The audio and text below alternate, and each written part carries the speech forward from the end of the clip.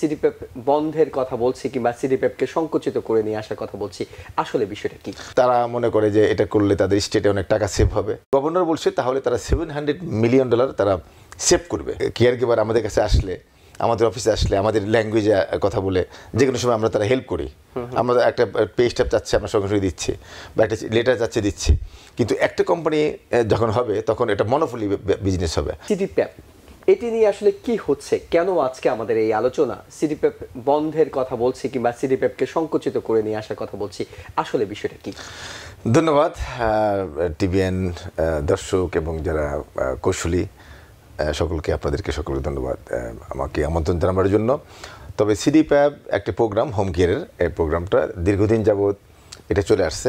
বিশেষ করে বাংলাদেশিদের মধ্যে খুব জনপ্রিয়, কারণ বাংলাদেশিদের যারা প্যারেন্টস তা বাংলাদেশ থেকে আসে, তারা কিন্তু এখানে এসে প্রথমে এই স্বাচ্ছন্দ্য ফিল করে নাই এই সিডিপেপ এই প্রোগ্রামটা না থাকার কারণে। তো তাদের চলে যেতে হতো বাংলাদেশে, কারণ এখানে সবাই কাজে ব্যস্ত। তো এখন এই বয়স্ক লোকদের সেবা দেওয়ার জন্য যেহেতু ফ্যামিলি মেম্বাররাই কাজ করতে পারে, সেবা দিতে পারে, এবং তাদেরকে আমরা হায়ার করে থাকি, তারা পয়সা পায়, they are getting paid for their service. সেই কারণে এখন এই বয়স্ক লোকরা মনে করে না যে আমরা বার্ডেন আছি, বা আমরা কারো ফ্যামিলিতে আমরা বা ছেলেমেয়ের কাছে আমরা একটা বার্ডেন। একটা উইন উইন সিচুয়েশন তৈরি হয়। একদিকে যেমন ছেলেমেয়েরা বাইরে কাজ করলে তারা হয়তো বাবা মাকে সময় দিতে পারতো না, সেবা করতে পারতো না। এখন যেহেতু তারা ঘরে বসেই বাবা মাকে সেবা করার বিনিময়ে অর্থ উপার্জন করার সুযোগ পাচ্ছে, তাই এটা তাদের জন্য যেমন সুবিধা, তেমনি বয়স্কদের জন্য বেশি স্বাচ্ছন্দ্যের। তো সেই জিনিসটা আমাদের বিভিন্ন কারণে বিভিন্ন সময়ে এই গভর্নর বা এই স্টেট এটাকে সংকুচিত করবার জন্য চেষ্টা করেছে। আপনি জানেন প্রথম দিকে তারা করলো যে এফআই, এটাকে প্রোগ্রামটাকে এফআই বলে।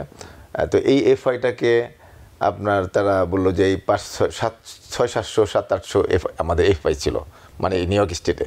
সেটাকে বললো যে তোমরা আরএফও অ্যাপ্লাই করো, যারা যারা কোয়ালিফাই হবে তাদেরকে আমরা দেবো। তো তারা ফাইনালি প্রথমে চুজ করলো প্রায় 350 মতো কোম্পানি, 350 কোম্পানিতে। ওটা হোম কেয়ার প্রতিষ্ঠান, 350 প্রতিষ্ঠানকে তারা পছন্দ করলো আউট অফ 700-800 মধ্যে। তো সেটাও কিন্তু 1-2 বছর চললো, অনেকে কেস করেছে। তারপরে তারা আবার আরেকটা প্রোগ্রাম করলো যে না, আমরা আরও ছোটো করবো। তো সেই ছোটো করতে গিয়ে তারা মাত্র 65 মতো কোম্পানিকে তারা চুজ করলো। তো সেটাও কিন্তু কার্যকরী হচ্ছে না। তো এখন এর মধ্যে আবার তারা বলছে না, আমরা একটা কোম্পানিকে আমরা দেবো এই টোটাল এই নিউ ইয়র্ক স্টেটের যত যত ক্লায়েন্ট আছে সবাইকে একটা কোম্পানি আন্ডারে যেতে হবে। তো কেন এটা করছে? প্রথমত তারা মনে করে যে এটা করলে তাদের স্টেটে অনেক টাকা সেভ হবে। এখন তারা অনেক বেশি টাকা দিচ্ছে। যেমন অনেক সময় আমাদের একটা গাইডলাইন আছে স্টেটে যে $21.09 এটা হলো পার আওয়ার আমাদের দিতে হবে, কিন্তু অনেকে পাল্লাপাল্লি করে কিন্তু বেশি দিচ্ছে। আবার যারা কনজিউমার, যারা পেশেন্ট বা কেয়ার গিভার, তারাও কিন্তু বার্গেনিং করে, বিভিন্ন কোম্পানিকে কল করে। তো এর ফলে হচ্ছে কি, অনেকে আরও বেশি দিচ্ছে। তো যখনই $21 উপরে বেশি দিচ্ছে কোম্পানিগুলি, তো অবশ্যই তাকে অনিয়ম করতে হবে, তাকে 2 নম্বরই করতে হবে, তাকে হয়তো এদিক সেদিক করতে হবে। তো এদিক সেদিক করতে গেলে কমপ্লায়েন্স মেনটেন হচ্ছে না, অনেক কিছু আমি ডিটেলসে যাচ্ছি না। অনেকে যখনই আমি যদি $1 লাভ না করতে পারি, তাহলে তো আর আমি ব্যবসা করবো না। তো সেই কারণে তারা বিভিন্ন অসৎ উপায়ে এই এজেন্সিগুলি অনেক পাল্লাপাল্লি করে করছে। তো এটা একটা এই রিজন যে তারা বলছে যে আমরা প্রত্যেকটা কোম্পানির পিছনে আমাদের লোক নিয়োগ করে ইনভেস্টিগেশন করবার আমাদের এত সময় নেই, আমাদের এত বাজেট নেই। তো সেই কারণে আমাদের হোম কেয়ারে যারা এই বেশি পাল্লাপাল্লি করে বেশি দাম দিচ্ছে, বেশি রেট দিচ্ছে এবং কমপ্লায়েন্স মেনটেন করতেছে না। অনেক সময় দেখা যায় আমরা একটা কড়াকড়ি করলাম যে এটা দিতে হবে, তো আমাদেরকে বলে অন্য কোম্পানি তো এটা চাচ্ছে না, আপনারা কেন এগুলো চাচ্ছেন? আপনাদের এই ক্লায়েন্টরা চলে যাচ্ছে অন্য কোম্পানি যাচ্ছে, কোম্পানি অনৈতিকভাবে কিংবা বলা যায় বা লোভ দেখাচ্ছে, রাইট, এবং তারা কমপ্লায়েন্স মেনটেন করে না। এখন সেই কারণে কিন্তু এখন অনেক এজেন্সি আমাদের ফেডারেল ফ্রড ডিপার্টমেন্টের যারা নাকি ডিটেকটিভ, তারা কিন্তু অনেকে বাসায় এখন ওই 2 নম্বর কোম্পানি যারা মেনটেন করে না কমপ্লায়েন্স, তাদের বাড়িতে তাদের যারা তাদের সাথে যারা মানে হোম কেয়ার নিচ্ছে, মানে ক্লায়েন্ট আছে, তাদের বাড়িতে গিয়ে কিন্তু হানা দিচ্ছে। হানা দিয়ে দেখা যায় যে অনেক সময় মেম্বার নাই, অনেক সময় দেখা যায় কেয়ার গিভার নেই। তো সেই এগুলি তারা জানছে। এবং অনেক সময় দেখা যায় টাইমশিট, আমরা অনেক সময় বলি যে আমরা টাইমশিট এখন এলাও করার নিয়ম নাই, আমাদেরকে ক্লক ইন ক্লক আউট করতে হবে। আমরা যখন চাপ দিই আমাদের অফিস থেকে, দেখা যায় আরেক জায়গায় চলে যাচ্ছে। তো এই যে অনিয়মগুলি কিছুটা তারা মানে তারা দেখছে যে হোম কেয়ার এত 600-700 কোম্পানি আছে এখন, সেগুলিকে আমরা মেনটেন করতে পারছি না। তো এটা একটা রিজন। দ্বিতীয় রিজন হলো যে একটা কোম্পানিকে যদি দেওয়া হয় তাহলে ওই একটা কোম্পানিকে তারা তদারকি করবে, মানে একটা কোম্পানিকে তারা তদারকি করার সুযোগ আছে যে ওকে আমরা একটা কোম্পানিকে আমরা প্রতি মাসে আমরা দেখবো তারা কি মেনটেন করে কিনা, কমপ্লায়েন্স মেনটেন করে কিনা, তারা কি আমাদের গাইডলাইনগুলি কমপ্লায়েন্স করতেছে কিনা, মানে মেনটেন করে কিনা। আছে একটা কোম্পানি হলে তাদের জন্য সুবিধা। এবং গভর্নর বলছে তাহলে তারা $700 মিলিয়ন তারা সেভ করবে, $700 মিলিয়ন সেভ করবে। কীভাবে সেভ করবে? যেমন তারা হয়তো $17 তারা দিবে। আমরা ওয়েস্পারিটি সহ $21 দিচ্ছি। এটা হয়তো তারা কাট করতে চাচ্ছে। ওই বাজেটও কমে যাচ্ছে, বাজেটও হ্যাঁ ওটা কমে যাচ্ছে। তারপর তারা বলছে যে এই আমরা যে মানে ফ্যাসিলিটি অন্যান্য সুযোগ সুবিধাগুলি আমরা দিচ্ছি, যেমন একজন কেয়ার গিভার আমাদের কাছে আসলে, আমাদের অফিসে আসলে আমাদের ল্যাঙ্গুয়েজে কথা বলে যে কোনো সময় আমরা তারা হেল্প করি। আমরা একটা পে স্ট্যাপ চাচ্ছে আমরা সঙ্গে সঙ্গে দিচ্ছি, বা একটা লেটার চাচ্ছে দিচ্ছি। কিন্তু একটা কোম্পানি যখন হবে তখন এটা মনোপলি বিজনেস হবে, তখন ক্লায়েন্টের আর দ্বিতীয় কোনো যাওয়ার সুযোগ নেই। অতএব ওখানে এই সার্ভিসটা পাবে না। কারণ এটা ইতিমধ্যে এই একটা কোম্পানি ক্যালিফোর্নিয়াতে এবং কানেকটিকাট এবং ম্যাসাচুসেটসেও তারা কিন্তু FI মানে একটা কোম্পানি। এটা একটু আপনার কাছ থেকে পরিষ্কার হয়নি। অর্থাৎ সেক্ষেত্রে স্টেটের পক্ষ থেকে যে বিষয়টি করা হচ্ছে, তারা একটা বেসরকারি কোম্পানিকে, আপনাদের মতোই বেসরকারি কোম্পানিকে দিচ্ছে, কিন্তু এখন যে 600-700 হোম কেয়ার আছে যাদের, তাদেরকে আর তাদের তদারকি করার বিষয় একটা কোম্পানির মাধ্যমে তারা ওই কাজগুলো করবে। সেই কোম্পানিটি কি আপনাদের মতো এজেন্টদেরকে হায়ার করার সুযোগ আছে, নাকি তারা তাদের লোক দিয়ে তাদের সব? না, এখন কিন্তু এটা এখনো আমরা জানি না যে কি হতে যাচ্ছে। যেমন একটা বিল পাস হয়েছে গত সপ্তাহে, একটা বিল পাস হয়েছে, মানে গভর্নর সাইন করেছে, তারা একটা কোম্পানিকে দিবে। এখন একটা কোম্পানিকে দেওয়ার ফলে তারা এটাকে কিভাবে অন্যান্য কোম্পানিকে মানে তারা কিভাবে এটা ডিস্ট্রিবিউশন করবে, নাকি সাব কন্ট্রাক্টর হিসেবে, সাব এজেন্ট হিসেবে তারা আমাদেরকে নেবে, সেটা কিন্তু ক্লিয়ার না। মানে এখন পর্যন্ত এটা ডিটেইলস আসে না। স্টেটগুলোতে তারা কি করে? অন্যান্য স্টেটগুলিতে যেমন একটা কোম্পানি যারা আছে, দু একটা কোম্পানি স্টেটে, তাদের সেই স্টেট থেকেও ওই কোম্পানির যারা সার্ভিস ভালো পাচ্ছে না বা তাদেরকে কিন্তু এখন মানে বের করে দিচ্ছে। মানে কানেক্টিকাট থেকে একটা কোম্পানিকে বের করে দেওয়া হয়েছে, বলছে না তোমরা সার্ভিস দিচ্ছ না ভালো, অতএব তোমাদেরকে রাখবো না। এখন এমন হতে পারে অন্যান্য হোম কেয়ারগুলিকে তারা সাব এজেন্ট হিসেবে, সাব কন্ট্রাক্ট হিসেবে নিতে পারে। তো এখন পর্যন্ত আমরা জানি না কিভাবে এটা নেবে। তবে অন্যান্য স্টেটে এটা আছে যে তারা কিছু এজেন্ট কিছু মানে কোম্পানিকে, এখন 600 আছে, হয়তো 600 নিবে না, হয়তো তারা 100 কোম্পানিকে নিতে পারে, নিবে। এই ধরনের এক্সাম্পল আছে যে ওকে তাদের সাথে কাজ করবার জন্য এটা হতে পারে। মানে অন্যান্য স্টেটে এটার উদাহরণ আছে। তবে আমি মনে করি যে এটা বাস হবে না, কারণ আমরা মানে ফাইনালি হবে না, কারণ আমরা এটা নিয়ে লবিং করছি। আমরা কিন্তু ইতিমধ্যেই আলবানিতে গিয়েছি। আমি এই লবিং কিংবা আপনারা কি করছেন এই বিষয়টি শুনবো, তার আগে দর্শকদেরকে যেটি জানাতে চাই সেটা হলো, যদি এটি হয় তাহলে দুটো পক্ষ, একটা হলো যারা সেবা নিচ্ছেন আর যারা আপনারা সেবা দিচ্ছেন, এই দুটো পক্ষ আসলে কিভাবে, আপনারা বলছেন যে এটা ভালো কিছু হবে না, কিভাবে তারা নেতিবাচকভাবে তাদের এটা অপকারটা হবে যদি এটি হয়?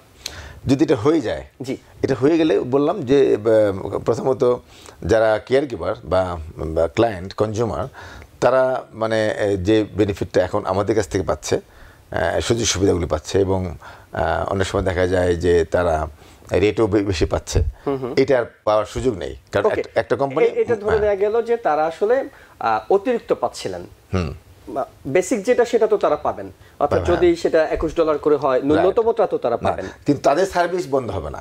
আচ্ছা, তাদের সার্ভিসটা বন্ধ হচ্ছে না, কিন্তু তারা বাড়তি যে সুযোগ সুবিধাগুলো পাচ্ছিলেন সেটা পাবে না। আচ্ছা, তারপরে তাদের সার্ভিস বন্ধ হবে না।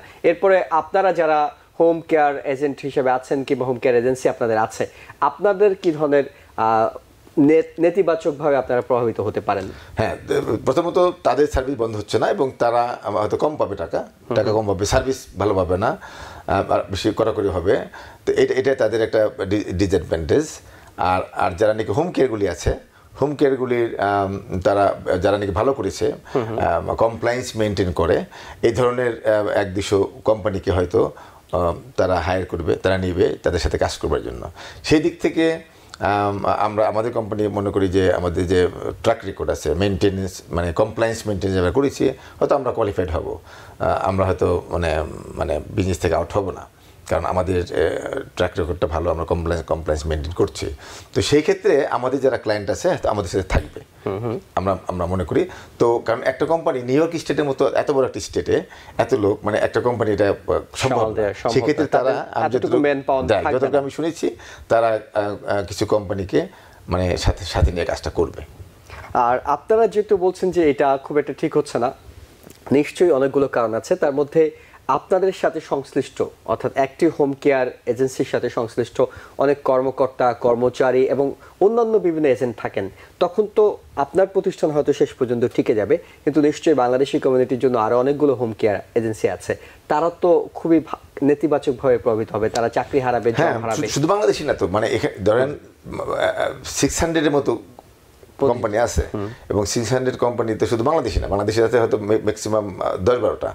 তো সেক্ষেত্রে এই 600 কোম্পানি আপনার তাদের অফিস মানে রিডিউস করতে হবে, মানে কিছু কিছু কোম্পানি তো ক্লোজ করে দিতে হবে। যদি তারা ফর এক্সাম্পল ওই একটা কোম্পানি তারা যদি 100 কোম্পানিকে হায়ার করে বা 50টা করে, তাহলে তো ওই আরো 550 কোম্পানি বন্ধ হয়ে যাবে। তো সেই ক্ষেত্রে আমি মনে করি অবশ্যই এটা একটা ক্ষতি হবে, এবং ক্ষতি হলে আপনার তো গভর্নমেন্ট সরকার দেখবে যে তাদের লাভ কোনটা হয়, মানে তারা কোন পদ্ধতিতে তারা তাদের টাকাটা সেভ করতে পারে। তবে আমি মনে করি আমরা যেটা বললাম যে এটা যেদের কেস হয়েছে, অলরেডি মামলা হয়েছে, আমরা সাউথ এশিয়ান সিটিপ্যাপ আমাদের মধ্যে যারা আছে, যেগুলি আছে, আমাদের একটা সমিতি আছে, আমরাও কেস করতে যাচ্ছি, মামলা করতে যাচ্ছি, সব কিছু মিলে আশা করি যে হবে না। তবে আমি মনে করি যে আমাদের কমপ্লায়েন্স মেনটেন করা উচিত। যদি আমরা না করি তাহলে কিন্তু গভর্নমেন্ট পিছিয়ে লেগে আছে, এটা সবারই সচেতন হতে হবে। যারা কেয়ার গিভার তাদেরও সচেতন হওয়া উচিত, যারা সার্ভিস নিচ্ছেন মানে প্রিন্সিপাল কনজিউমার তাদেরও সচেতন হওয়া উচিত, কারণ এই দেশটা হলো আপনার আইনের দেশ। আমি মনে করি যে সব কিছুই আপনার লিগ্যাল ওয়েতে এবং কমপ্লায়েন্স মেনটেন করে চলা উচিত। জি, আমি হয়তো আপনার একেবারে অনুষ্ঠানের শেষের দিকে আপনার কাছ থেকে এই বিষয়টি জানবো যে আপনার পরামর্শ কি ধরনের কমপ্লেন্সগুলো মেনটেন করা উচিত। তার আগে যে বিষয়টি জানতে চাই সেটা হলো আপনারা গভর্নরের এই উদ্যোগ কিংবা এই স্বাক্ষরের বিরুদ্ধে যারা বলছিলেন south Asian home care agency যারা আছে তারা আন্দোলন করে যাচ্ছিলেন, আপনাদের কর্মসূচিগুলো কি ধরনের, আপনারা কি ধরনের আন্দোলন করছেন, কিংবা এই বিলটিকে ঠেকিয়ে দেওয়ার জন্য, এই উদ্যোগটিকে ঠেকিয়ে দেওয়ার জন্য আপনারা কি করছেন? আমাদের প্রথমত আমরা কিন্তু আমাদের যারা মেম্বার আছে তাদেরকে ইমেল করেছি, টেক্সট করেছি যে তোমরা তোমাদের, এবং ফোন নাম্বার দিয়েছি যে এই ফোন নাম্বারগুলিতে তোমরা কল করো, গভর্নরের অফিসে কল করে মেসেজ রাখতে হবে। তারপরে তার লোকাল অ্যাসেম্বলিম্যান, লোকাল স্টেট সিনেটরস এবং যে কন্ট্রোলার আছে বা অ্যাসেম্বলি স্পিকার আছে, এদের ফোন নাম্বার কিন্তু গুগল করলে পাওয়া যায়। Local assemblyman, local state senator, speaker of the house, গভর্নরের ফোন নাম্বার পাওয়া যায়।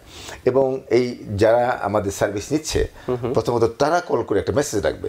সবাই যদি একটা মেসেজ রাখে যে আমরা we don't want to change our service or hour company, we are very much comfortable with them. So এই ধরনের একটা মেসেজ যদি রাখে তাহলে কিন্তু যত কল যাবে, যত মানে এই দেশে যত মানে কল যাবে, মেল করা হবে, তখন এরাও কিন্তু ভোট চায়। এরা মনে করে হ্যাঁ জনগণ কোন দিকে চায়, জনগণ কি চায়। তো সেক্ষেত্রে আমি বলবো যে যারা শুধু আমাদের কোম্পানির ক্লায়েন্ট না, যারাই মানে এই অনুষ্ঠানটা দেখবেন, সকলেই যারা হোমকে নিচ্ছেন বা নিচ্ছেন না, ভবিষ্যতে নেবেন, হয়তো ভবিষ্যতে নিতে হতে পারে, আজকে হয়তো নিচ্ছেন না, তারা সকলেই এই গভর্নর অফিসে গুগল করে ফোন নাম্বার পাওয়া যায়, কল দিয়ে বলতে হবে যে আমরা এই প্রোগ্রামটা সিটি5 প্রোগ্রামটা চেঞ্জ চাচ্ছি না, আমরা একটা মনোপলি কোম্পানির আন্ডারে যেতে চাচ্ছি না, আমরা আমাদের যে লোকাল আমাদের সাথে যারা পরিচিত সুসম্পর্ক আমাদের কমিউনিটি যারা কাজ করে হোম কেয়ার তাদের সাথে কাজ করতে চাই, এই মেসেজটা দিলে হবে। বেকারত্বের হাত তো অনেক বেড়ে যাবে যদি এতগুলো প্রতিষ্ঠান বন্ধ হয়, অবশ্যই নিশ্চয়ই স্টেটের প্রচুর মানুষ বেকার হয়ে পড়বেন, তারা হয়তো কাজ হারাবেন, এটাও একটা বিষয় আছে। আর একই সাথে আপনার কাছে যেটি জানতে চাই, অর্থাৎ এই যে পরিস্থিতির উদ্ভূত কেন হলো, এই ধরনের একটা পরিস্থিতি কেন তৈরি হলো, আপনি তার ব্যাখ্যায় বলছিলেন যে অনেকগুলো প্রতিষ্ঠান আছে যারা হয়তো ওই মানটা বজায় রাখেনি, অর্থাৎ সেবা দেওয়ার সময় নানা ধরনের নিয়মের বাইরে গিয়ে কিছু কাজ করেছে, এবং সেখানে হয়তো বাংলাদেশি যে এজেন্সিগুলো আছে তাদেরও হয়তো দু একটি থাকতে পারে, আমরা ঠিক জানি না, আমাদের কাছে স্পেসিফিক তথ্য নেই। বিদেশি যারা আছে অন্য দেশে তারা তো আছেই। যারা আমাদের অনুষ্ঠান দেখছেন দুটো পক্ষ, একটা হলো যারা সেবা নিচ্ছেন, আবার আপনার মতোই হোম কেয়ার এজেন্সি অনেকে আছেন, তাদের উদ্দেশ্যে মানটাকে ঠিক রাখার জন্য, অর্থাৎ এটা তো ঠিক যে আপনি যতক্ষণ লিগ্যাল পথে থাকবেন ততক্ষণ আপনাকে কেউ ধরতে পারবে না, আবার আপনি একটু আইনের বাইরে যাবেন তখনই আসলে আপনি বিপদে পড়বেন। এই বিপদে না পড়ার জন্য আপনার পরামর্শ কি? আমাদের পরামর্শ প্রথমত যেটা প্রথমে বলেছিলাম যে আমাদের যে স্টেটে যে গাইডলাইন আছে সেই গাইডলাইনগুলি আমাদের সকলকেই ফলো করা উচিত, এবং অনেক সময় ক্লায়েন্টরা তাদের সুবিধার জন্য অনেক গাইডলাইনগুলি তারা মানতে চাচ্ছে না। হ্যাঁ, তাদের এটা আমাদের প্রশ্রয় দেওয়া ঠিক না। যেমন আমি অনেক সময় বলি যে আমাদের অনেক ক্লায়েন্ট আছে অনেক চলে যায়, যে কী কারণে, যে আমরা বলি যে দেখেন আপনাকে টাইম শিট এলাও না, আমাদের ক্লক ইন ক্লক আউট করতে হবে ফর এক্সাম্পল। তো সে বলছে না আমরা এটা তো করবো না, কারণ সে একটু ফাঁকি দিচ্ছে, কারণ এটা কিন্তু ধরা যায়। ক্লক ইন ক্লক আউট করলে এটা এটা মানে এটা বোঝা যাচ্ছে যে সে কাজ করছে। অনেক সময় টাইম শিট দিলে সে কাজ না করে টাইম শিট দিতে পারে, তো এটা স্টেট জানে যে এটা মানে ফ্রড হতে পারে, কারণ আপনাকে কাজ করার বিনিময়ে টাকাটা দেওয়া হচ্ছে। তো সেই কারণে আমরা বলি যে মানে টাইম শিট আমরা অ্যালাউ করি না। এটা 80% মানে 20% বা 10% ঠিক আছে এক্সেপশনাল, কিন্তু বা একই হাউস হোল্ড হলে এটা অ্যাকসেপ্টেবল। তো সব কিছু মিলে আমরা যখন একটু প্রেশার সৃষ্টি করি তখন দেখা যায় আরেক জায়গায় চলে যাচ্ছে, কিন্তু যারা চলে যাচ্ছে যেখানে চলে যাচ্ছে তারা কিন্তু যদি কমপ্লায়েন্স মেনটেন করে না, দেখবে তারা অনেক কিছু মেনটেন করে না। তো সেই সমস্ত কোম্পানির সাথে যারা কাজ করে তাদের বাসায় কিন্তু ইদানিং যাচ্ছে, মেডিকেল ফ্রড ডিপার্টমেন্টে যাচ্ছে, কারণ যখনই একটা কোম্পানি এবিসি কোম্পানির বিরুদ্ধে অভিযোগ আছে বা ওরা জানতে পারে যে এই কোম্পানিটা মেনটেন করছে না, তখন তার যে ক্লায়েন্টগুলি আছে তাদের বাসায় আগে চেক করে যে এ কি মরা মৃত মানুষ না জীবিত, না বাংলাদেশে আছে না এখানে আছে না কি, হ্যাঁ, বাসায় নক করে যে এই কি আসলে রোগীরা আছে কিনা, নাকি সে বাসায় নাই, এবং কেয়ার গিভার যিনি এই টাইমটাতে থাকার কথা সে আছে কিনা। তো এগুলো কিন্তু ধরছে এখন। তো সেক্ষেত্রে আমি বলবো যে এই মানে প্রফেশনাল কোম্পানির সাথে কাজ করা উচিত। মানে এই ধরনের যারা নাকি কমপ্লায়েন্স মেনটেন করে না, গাইডলাইনগুলি মেনটেন করে না, তাদের সাথে থেকে দূরে থাকা ভালো, কারণ তাকে ধরতে গিয়ে অন্যরা বিপদে পড়ে যাচ্ছে।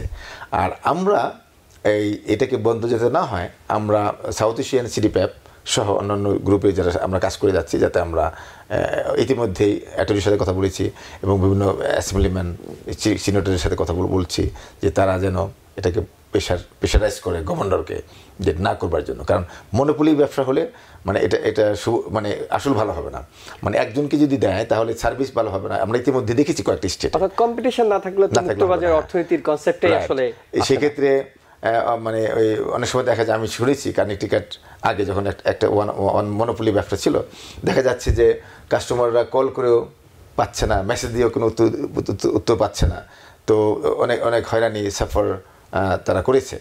সেদিক থেকে এই সার্ভিসটা অবশ্যই ভালো হবে না একটা কোম্পানির মাধ্যমে গেলে। আমি আমরা মনে করি এটা যাওয়া ঠিক না। এই 500-600 কোম্পানি দরকার নাই, অন্তপক্ষে মানে যারা ভালো কাজ করে, যারা প্রফেশনাল, তাদের দেখে ইন্টারভিউ নিয়ে মিনিমাম 100-150 কোম্পানিকে দেওয়া উচিত, মিনিমাম 100-200-300 কোম্পানিকে দেওয়া উচিত। আপনার কাছে কি মনে হয় অন্যান্য স্টেটের কথা যেটি আপনি বললেন, সেই স্টেটের তথ্য নিশ্চয়ই গভর্নর অফিসেও থাকার কথা, তারা সেই একই কোম্পানিকে আবার দেবে কিনা, কিংবা এর বিপরীতে আপনারা নানা কর্মসূচি পালন করছেন, আপনারা বলছিলেন যে আপনারা বিভিন্ন সেনেটরদের সাথে কথা বলছেন কিংবা অ্যাটর্নির সাথে কথা বলছেন, শেষ পর্যন্ত এই সিডিপ্যাপ এটিকে সংকুচিত করে আনার কিংবা এটিকে হোম কেয়ার এজেন্টগুলোর বাদ দিয়ে একটি কোম্পানিকে দেয়া, এটি কি শেষ পর্যন্ত সম্ভব হবে? প্রথমত আমাদের চেষ্টা আমরা করে যাচ্ছি, কিন্তু দেখা যায় অন্যান্য কোম্পানিগুলি উদাসীন। আমরা যতটুকু তৎপর, যেমন গত 2 সপ্তাহ আগে আমরা যখন অলবানিতে গেলাম, আমরা কিন্তু অনেককে নক করেছি, বাংলাদেশি কোম্পানির কথাই বলি, বাংলাদেশে মানে 10-12টা কোম্পানি আছে, তো আমি পার্সোনালি সকলকেই নক করেছি যাওয়ার জন্য। দেখা গেলো যে 3-4টা কোম্পানি সেখানে আমরা হাজির, আর কোম্পানিগুলি যায় না, মনে করে যে মানে সব কিছু অটোমেটিক হয়ে যাবে। তো তারা এটাকে মানে পয়সা ইনকাম করছে, কিন্তু এটাকে মানে এদিকে নজর দিচ্ছে না। আচ্ছা, এটা গেলো একটা জিনিস। আর আমাদের চেয়েও কিন্তু যে কোম্পানিটাকে মানে দিবে শুনছি একটা কোম্পানি, তারাও কিন্তু পাওয়ারফুল, তারাও একটা $1 বিলিয়ন একটা কোম্পানি, তারাও মানে লবিং করছে। আমরা যেমন করছি তারাও করছে, তারাও একটা পাওয়ার জন্য তারা অনেক আগে থেকে চেষ্টা করে যাচ্ছে। অতএব এখানে তারা গভর্নরকে কনভিন্স করেছে, তারা এখানে কন্ট্রোলার অথবা অ্যাসেম্বলি স্পিকারকে কনভিন্স করেছে। তাদেরও লোক আছে, আমাদের চেয়ে হয়তো তারা আরও বেশি স্ট্রং। তো সেদিক থেকে আমাদের বসে থাকবার সুযোগ নেই। আমি মনে করি যে যারা নাকি কনজিউমার, যারা এই সার্ভিসটা নিচ্ছে, তাদের আরও তৎপর হওয়া উচিত। তারা যদি মানে সবাই মনে করে হয় আমি না করলে কিছু আসে যায় না, অন্যরা করছে, হবে না। মানে অনেক সময় দেখা যায় আমরা বাংলাদেশে ভোট দিতে যাই না, ও আমি না গেলে কি হবে, অন্যরা তো যাচ্ছে। সবাই কিন্তু এই চিন্তাটাই করে। সে কারণে আমি মনে করি যারাই সার্ভিস দিচ্ছেন বা নিচ্ছেন, আগামীতে নেবেন, সকলকেই গভর্নরের অফিসে কল দেওয়া উচিত যে আমরা এই হোম কেয়ারের চিডিপ্যাপ প্রোগ্রামটা পরিবর্তন চাচ্ছে না, মনোপলি ব্যবসা আমরা চাচ্ছি না। আমরা জানি অন্যান্য স্টেটে এটা মানে মনোপলি ব্যবসার কারণে তারা সার্ভিস ঠিকমতো পায়নি। তো আমরা চাই আমাদের এই চিডিপ্যাপটাকে যেন এজিরিস থাকে। আচ্ছা, যদি তিনি সেই এজেন্সির কাজে সন্তুষ্ট হন তবেই তো তিনি আসলে দেবেন। সেক্ষেত্রে দর্শক, এজেন্সির যদি সে মানে সন্তুষ্ট না হন, সে তো চুজ করার সুযোগ আছে, যে কোনো এজেন্সি সে যেতে পারে। সেক্ষেত্রে এই চিডিপ্যাপ প্রোগ্রামটা মনোপলি মানে যেন না হয়। একটা ক্লায়েন্টের কিন্তু পছন্দ করবার সুযোগ আছে, মানে চুজ করবার সুযোগ আছে যে হ্যাঁ আমি এবিসি কোম্পানিকে আমি লাইক করতেছি না, আমি তাহলে ডিসি কোম্পানিতে যাব। তো সেই কারণে আমি মনে করি যে এই প্রোগ্রামটাকে ধরে রাখবার জন্য ক্লায়েন্টদেরকেও আরও মানে তৎপর হতে হবে। আর আমরা যারা আছি আমাদেরকেও মানে তৎপর হতে হবে। এবং আমরা অ্যাটর্নি ইতিমধ্যে কথা বলেছি, আমরাও করবো। ইতিমধ্যে লসুট হয়েছে এবং আমরা আরও করবো। Because people sneeze. Because not everyone washes their hands. Because kids touch a lot of things. Set a date to get your COVID shot and RSV if eligible. Because if you're wondering, should I get my COVID shot? Think about other people. Learn more at nj.gov/health/vaccines. New York থেকে সম্প্রচারিত TVN 24 television বিশ্বজুড়ে বাঙালির কণ্ঠস্বর।